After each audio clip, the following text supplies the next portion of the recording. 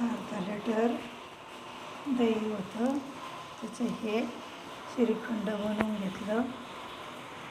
मला आवडलं तर लाईक करा, शेअर करा, सबस्क्राईब करा, मित्रमंडळीला शेअर करा.